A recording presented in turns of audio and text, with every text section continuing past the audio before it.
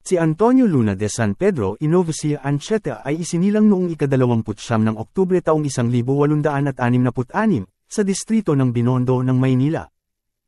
Ang bunsong anak sa pito ni Lorana Novacia Ancheta, isang mestizang Espanyol, at Joaquin Luna de San Pedro, isang naglalakbay na tindero. Si Antonio ay isang matalinong mag-aaral na nag-aral sa isang guro na tinawag na Maestro Intong, mula sa edad na 6 at tumanggap ng bachelor ng sining mula sa Ateneo Municipal de Manila noong 1881. Bago ipinagpatuloy ang kanyang pag-aaral sa kimika, musika, at panitikan sa Universidad ng Santo Tomas. Noong 1890, naglakbay si Antonio sa Espanya upang samahan ang kanyang kapatid na si Juan, na nag-aaral ng pagpipinta sa Madrid.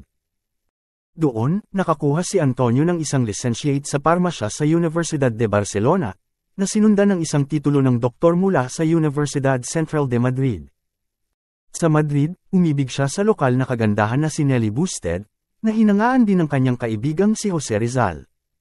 Ngunit nauwi ito sa wala, at hindi nagpakasal si Luna. Nagpatuloy siya sa pag-aaral ng bacteriology at histology sa Pasteur Institute sa Paris at nagpatuloy sa Belgium upang isulong ang mga gawaing iyon. Habang nasa Espanya, naglathala si Luna ng isang mahusay na natanggap na papel tungkol sa malaria. Kaya noong 1894 ay hinirang siya ng pamahalaang Espanyol sa isang post bilang isang espesyalista sa mga nakakahawang sakit at tropikal na sakit. Pagkaraan ng parehong taon, bumalik si Antonio Luna sa Pilipinas kung saan siya ay naging punong botika ng Municipal Laboratory sa Maynila. Siya at ang kanyang kapatid na si Juan ay nagtatag ng isang fencing society na tinatawag na Sala de Armas sa kabisera. Habang naroon ang magkapatid ay nilapitan tungkol sa pagsali sa Katipunan, isang revolusyonaryong organisasyon na itinatag ni Andres Bonifacio bilang tugon sa pagpapatalsik kay Jose Rizal noong 1892. Ngunit ang magkapatid na Luna ay tumanggi na lumahok sa yugtong iyon, naniwala sila sa unti-unting reforma ng sistema. Sa halip na isang marahas na revolusyon laban sa kolonyal na paghahari ng Espanyol. Bagamat hindi sila miyembro ng Katipunan. Si Antonio, Juan, at ang kanilang kapatid na si Jose ay pawang dinakip at ikinulong noong Agosto taong 1876 nang malaman ng mga Espanyol na umiiral ang organisasyon. Ang kanyang mga kapatid ay inusisa at pinalaya, ngunit si Antonio ay sinentensyahan ng pagkatapon sa Espanya at ikinulong sa Cárcel Modelo de Madrid. Si Juan, sa panahong ito ay isang sikat na pintor, ay ginamit ang kanyang mga koneksyon sa pamilya ng hari ng Espanya upang matiyak ang paglaya kay Antonio noong 1897. Matapos ang kanyang pagkatapon at pagkakulong, maliwanag ang saloobin ni Antonio Luna sa kolonyal na paghahari ng Espanya ay nagbago. Dahil sa arbitraryong pagtrato sa kanyang sarili at sa kanyang mga kapatid at sa pagbitay sa kanyang kaibigang si Jose Rizal noong nakaraang Disyembre. Handa si Luna na humawak ng armas laban sa Espanya. Sa kanyang karaniwang akademikong paraan, nagpasya si Luna na pag-aralan ang mga taktika sa pakikidigmang gerilya, organisasyong militar. At kutas sa larangan sa ilalim ng sikat na tagapagtulong ng militar ng Belgian na si Gerard Liman bago siya tumulak sa Hong Kong.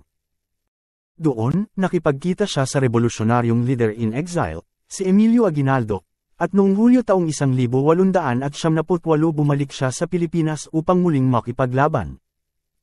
Sa pagtatapos ng digmaang Espanyol at Amerikano, ang talo ng Espanyol ay naghanda na umalis sa Pilipinas, pinalibutan ng mga revolusyonaryong tropang Pilipino ang kabiserang lungsod ng Maynila. Hinimok ng bagong dating na opisyal na si Antonio Luna ang iba pang mga komander na magpadala ng mga tropa sa lungsod upang matiyak ang magkasanib na pananakop pagdating ng mga Amerikano. Ngunit tumanggi si Emilio Aguinaldo, sa paniniwalang ang mga opisyal ng hukbong pandagat ng US na nakatalaga sa Manila Bay ay magbibigay ng kapangyarihan sa mga Pilipino sa takdang panahon. Mapait na nagreklamo si Luna tungkol sa estratehiyang kamalian na ito, gayon din ang kaguluhang paggawi ng mga tropang Amerikano nang makarating sila sa Maynila noong kalagitnaan ng Agosto taong 1878.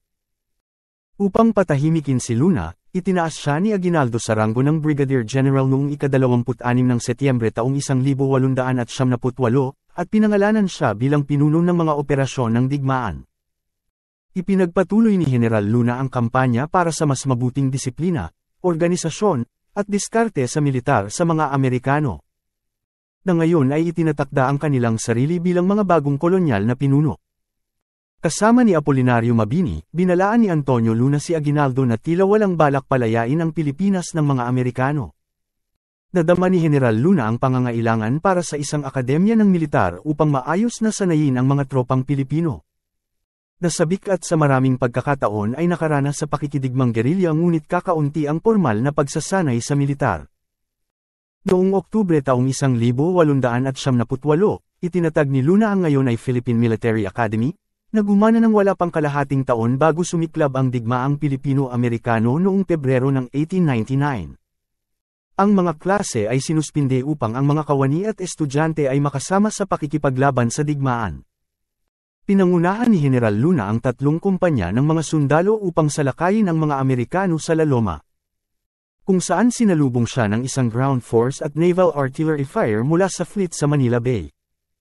Ang mga Pilipino ay dumanas ng matinding casualty.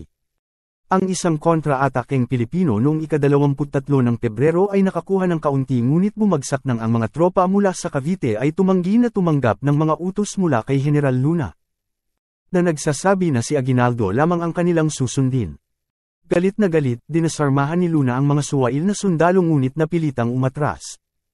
Matapos ang ilang karagdagang masamang karanasan kasama ang mga walang disiplina at angkan na puwersang Pilipino. Pagkatapos na muling armasan ni Aguinaldo ang masuwayin na mga tropa ng Cavite bilang kanyang personal na Presidential Guard. Isang lubos na bigo na si General Luna ang nagsumite ng kanyang pagbibitiw kay Aguinaldo, na atubiling tinanggap ni Aguinaldo. Dahil sa napakasama ng digmaan para sa Pilipinas sa susunod na 3 linggo, gayunpaman, hinikayat ni Aguinaldo si Luna na bumalik at ginawa siyang Commander-in-Chief.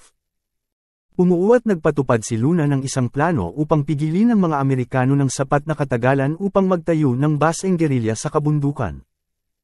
Ang plano ay binubuo ng isang network ng mga bamboo trenches, kumpleto sa mga spikeman trap at mga hukay na puno ng mga makamandag na ahas, na sumasaklaw sa gubat mula sa nayon.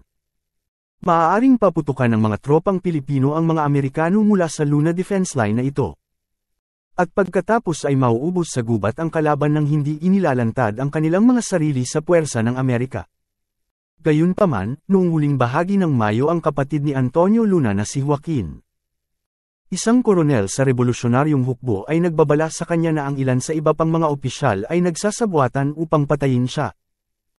Ipinag-utos ni General Luna na marami sa mga opisyal na ito ay didisiplinahin, arestuhin, o disarmahan at labis nilang ikinagalit ang kanyang matigas at autoritarya na estilo.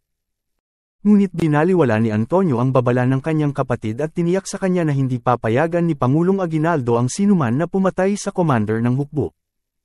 Sa kabaligtaran, si General Luna ay nakatanggap ng 2 telegrama noong 2 ng Hunyo taong 1899. Ang una ay humiling sa kanya na sumama sa isang counterattack laban sa mga Amerikano sa San Fernando, Pampanga, at ang pangalawa ay mula kay Aguinaldo, na nag-utos kay Luna sa bagong kabisera, Cabanatuan, Nueva Ecija, humigit kumulang 120 kilometro sa hilaga ng Maynila, kung saan bumubuo ng bagong gabinete ang revolusyonaryong gobyerno ng Pilipinas.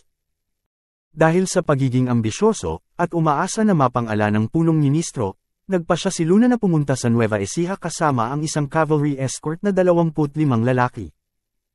Gayunpaman, dahil sa kahirapan sa transportasyon, dumating si Luna sa Nueva Ecija kasama lamang ang 2 pang opisyal, sina Coronel Roman at Kapitan Rosca, kasama ang mga tropa na naiwan.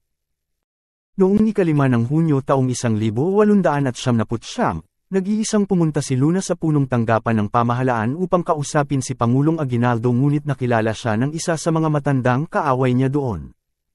Isang lalaking minsan niyang dinasarmahan dahil sa kaduwagan. Sinabi sa kanya na kinansela ang pulong at si Aguinaldo ay nasa labas ng bayan. Galit na galit, nagsimulang maglakad pabalik ng hagdan si Luna ng isang putok ng rifle ang pumutok sa labas. Tumakbo si Luna pababa ng hagdan, kung saan nakilala niya ang isa sa mga opisyal ng Cavite na pinaalis niya dahil sa pagsuway. Tinaga ng opisyal si Luna gamit ang kanyang bolo at hindi nagtagal ay dinagsa ng tropa ng Cavite ang sugatang general, at pinagsasaksak siya. Pinunot ni Luna ang kanyang revolver at nagpaputok, ngunit na-miss niya ang kanyang mga umaatake. Namatay siya sa edad na 32. Habang pinapatay ng mga gwardya ni Aguinaldo ang kanyang pinakamagaling na general, ang Pangulo mismo ang kumugkob sa punong tanggapan ni General Venancio Concepcion. isang kaalyado ng pinaslang na general. Pagkatapos ay pinaalis ni Aguinaldo ang mga opisyal at tauhan ni Luna mula sa hukbong Pilipino. Para sa mga Amerikano, ang pagpatay kay General Luna ay isang regalo. Pinanggit ni General James F. Bell na si Luna ay ang tanging general na mayroong hukbong totoong Pilipino. Ang mga puwersa ni Aguinaldo ay dumanas ng mapaminsalang pagkatalo pagkatapos ng pagpatay kay Antonio Luna. Pinugol ni Aguinaldo ang karamihan sa susunod na 18 buwan sa pag-urong, bago nahuli ng mga Amerikano noong ika-23 ng Marso taong 1901.